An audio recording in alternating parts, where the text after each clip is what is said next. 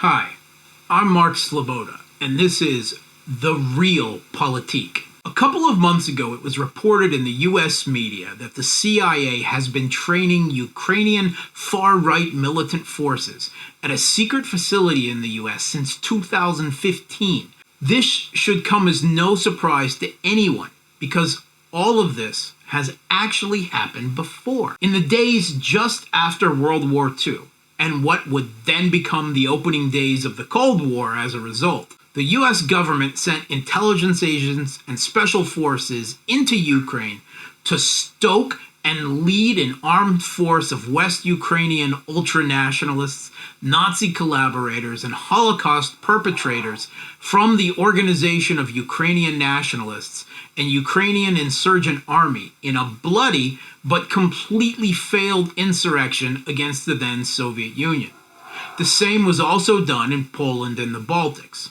This is not some conspiracy theory, but hard historical facts from declassified US documents. Well, it was called Operation Red Sox, and considering the eerie parallels to events today, has been reported on recently by the LA Times and Politico. After World War II, officials in Washington sent scores of agents to their deaths in a misguided effort to create an uprising against Moscow. The American Secret Service and military began recruiting high-ranking Nazis and Nazi collaborators for the ideological, political, and military struggle against the Soviet Union.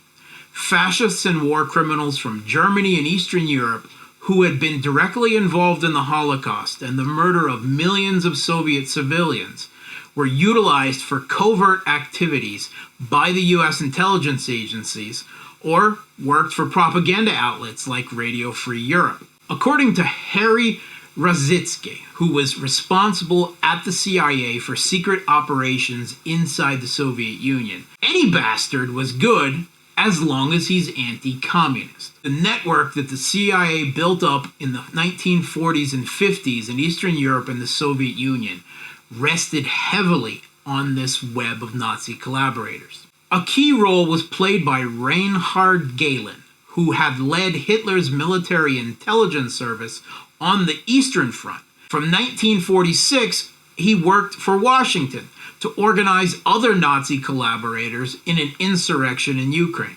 One declassified CIA document from the time reads, "This guerrilla war in Ukraine became the prototype for similar operations by the CIA throughout the world during the Cold War.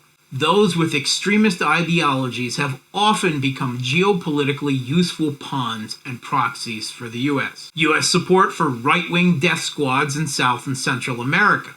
Support for the Al-Qaeda-allied terrorist Kosovo Liberation Army in Serbia. Jihadists in Afghanistan, Syria, and Libya. And now circling back to supporting far-right Western Ukrainian ultranationalists in Ukraine, once again, no doubt many of them direct descendants of the originals."